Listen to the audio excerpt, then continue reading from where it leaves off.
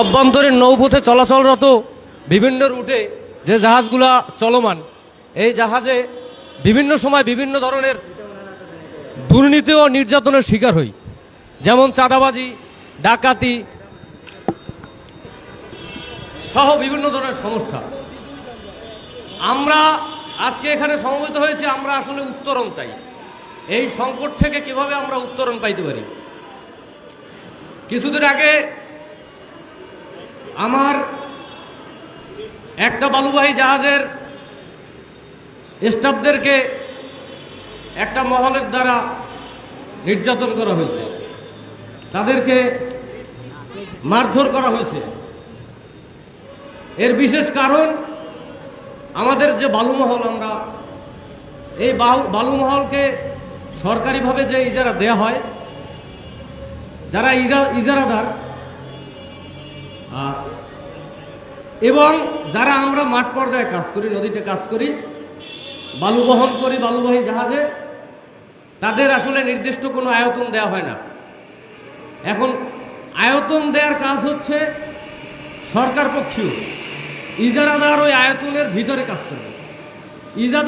ইজারাদারের কথায় আমরা ওই আয়তনের ভিতরে বালু উত্তোলন করা বা বালু পরিবহন করার কাজে নিয়োজিত থাকব।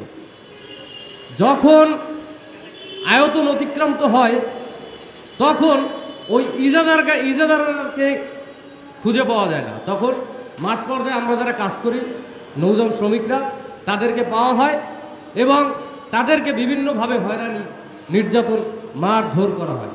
আসলে আমরা পরিত্রাণ চাই। বিভিন্ন জায়গায় আমাদের বিভিন্ন সময় ডাকাতির সম্মুখীন করতে হয়। আইনশৃঙ্খলা বাহিনীর প্রতি আমার সংগঠনের পক্ষ থেকে বিশেষভাবে অনুরোধ করছি, নৌপরিবহন সেক্টরটা বাংলাদেশের অর্থনৈতিক উন্নয়নে ভূয়সী ভূমিকা পালন করে। এখন এই সেক্টরে আমরা যারা কাজ করি, অবশ্যই বাংলাদেশের অর্থনীতিতে আমাদের অবদান অনস্বীকার্য। সেক্ষেত্রে আমাদের জীবনের নিরাপত্তার দরকার।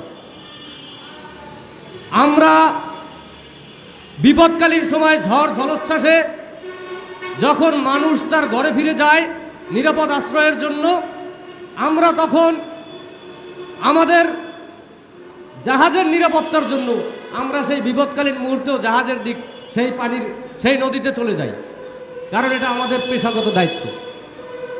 যেখানে আমরা আমাদের পেশাদারিত্ব থেকে পেশাগত দায়িত্ব পালনের জন্য বিপদকালীন সময়েও আমার কর্মস্থলে অবস্থান করছি, সেখানে সরকার আমাকে নিরাপত্তা দিতে বাধ্য।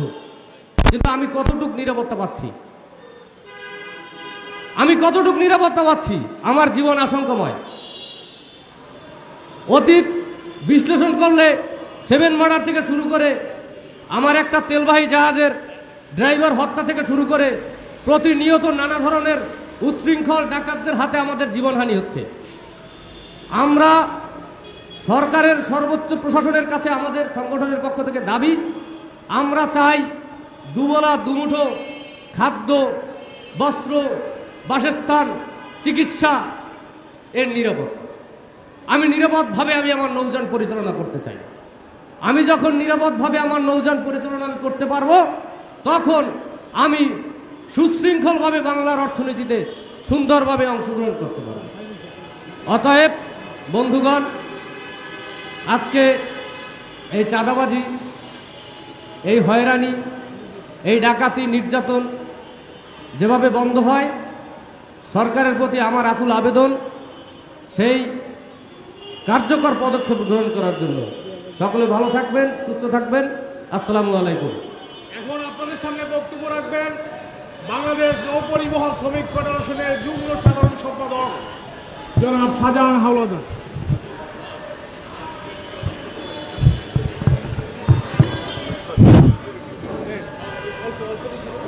বিসমিল্লাহির রহমানির রহিম। বাংলাদেশ নৌপরিবহন শ্রমিক ফেডারেশন কর্তৃক জাতীয় প্রেস ক্লাবের সামনে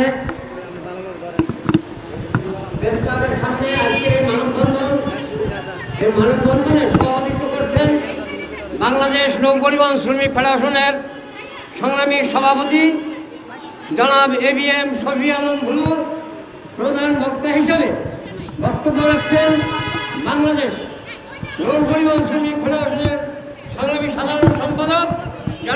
জাহাঙ্গীর আলম ব্যাপারী। সংগ্রামী সাথী বন্ধুরা, আমরা আজকে দিশাহারা হয়ে এই মানববন্ধন করছি। হঠাৎ আপনারা জানেন সারা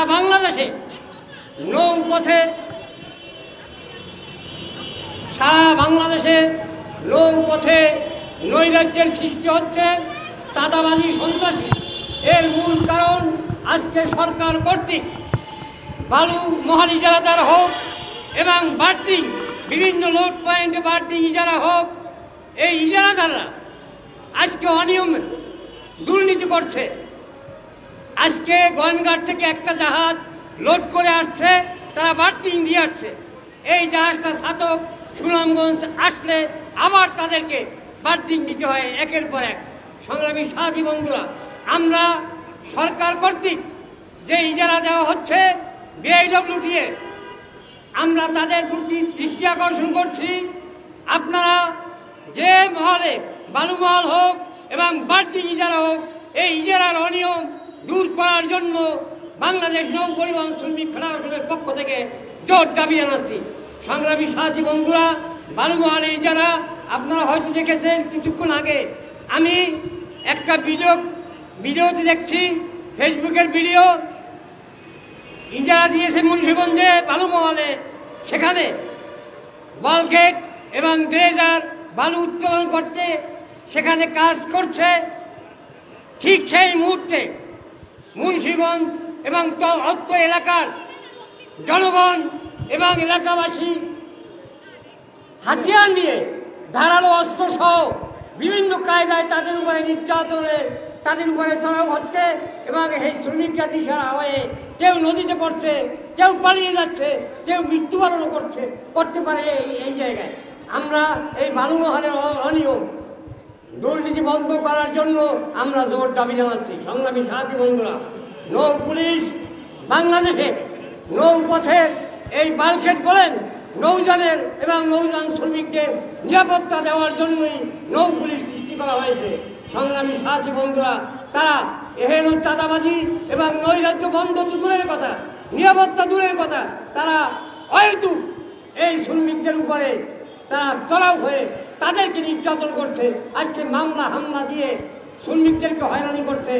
আমরা নৌ পুলিশের ঊর্ধ্বতন কর্মকর্তাদের দৃষ্টি আকর্ষণ করছি, আপনাদেরকে যে জন্য আনা হয়েছে এই নৌ সেক্টরের নিরাপত্তার জন্য, এই নিরাপত্তার ব্যতিক্রমে আপনারা আজকে এই নৌযান এবং নৌ শ্রমিকদের উপরে আপনারা নির্যাতন করছেন, হয়রানি করছেন। বন্ধ করে আমরা চাচ্ছি নৌপথের শান্তি শৃঙ্খলা এবং নৌপথের নিরাপত্তা নিশ্চিত করার জন্য আমরা জোর দাবি জানাচ্ছি। যদি নৌপথে নিরাপত্তা না হয় এবং এই